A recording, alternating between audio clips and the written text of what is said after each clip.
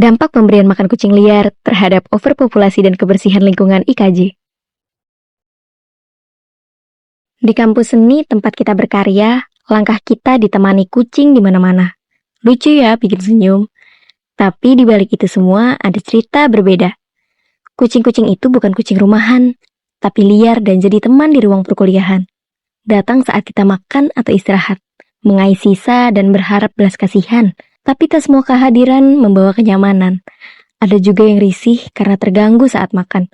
Kucing melompat, mengais tanpa aba-aba. Kadang terlihat sakit, membuat was-was yang duduk bersama.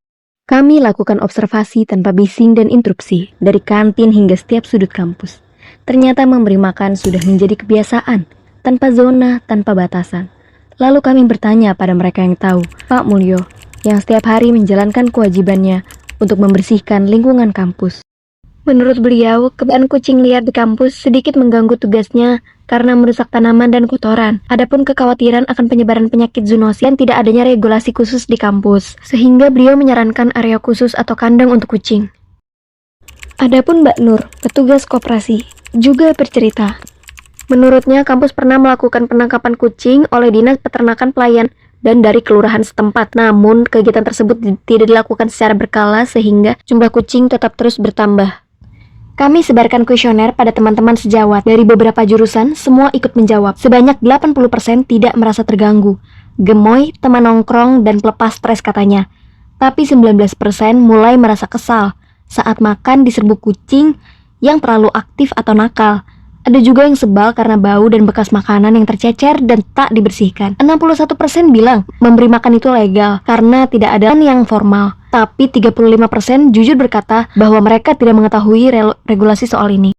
Kami lalu gali lebih dalam kenapa hal ini terjadi. Kenapa kucing makin banyak dan sulit dihindari. Ternyata semua berawal dari hal sederhana, empati yang tanpa arah dan tanpa rencana. Tak ada edukasi, tak ada sistem informasi. Memberi makan jadi aksi tanpa konsekuensi. Tak ada larangan, tak ada panduan, tak ada kerjasama, tak ada tindakan berkelanjutan. Kampus diam, mahasiswa jalan sendiri. Komunitas hewan belum dilibatkan secara resmi. Dan akhirnya, kucing buang air di mana-mana, tugas kebersihan pun ikut menderita. Dari semua data yang kami rangkum, muncul 2 tanya yang ingin kami pecahkan hingga tuntas. 1. Bagaimana strategi komunikasi visual yang dapat meningkatkan kesadaran sivitas kampus terhadap dampak overpopulasi kucing liar dan mendorong tindakan pengelolaan yang bertanggung jawab di lingkungan IKJ.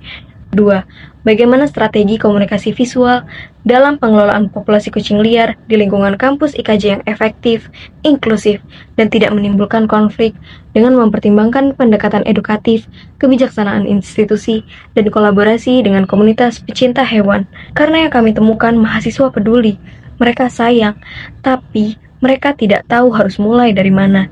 Tak ada alat, tak ada arah, dan tak ada yang menjelaskan secara nyata.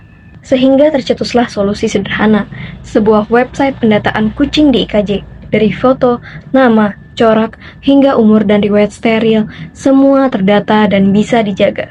Kami ciptakan kalung yang terintegrasi dengan barcode yang bisa dipindai dan terhubung ke database, agar tak ada lagi yang terlewat dan semua dapat dikenal. Adapun zona makan dan toilet, agar kucing tahu kemana mereka bisa lega. Kami tak mau melarang empati, tapi ingin mengubahnya jadi aksi yang terorganisasi. Bukan sekedar kasih makan lalu pergi, tapi menciptakan sistem yang adil dan kolaboratif dari hati. Jadi, ini bukan tentang menghentikan kasih sayang, tapi memberikan ruang aman dan terang. Karena kita semua bisa peduli, tapi harus dengan solusi yang jelas dan terintegrasi.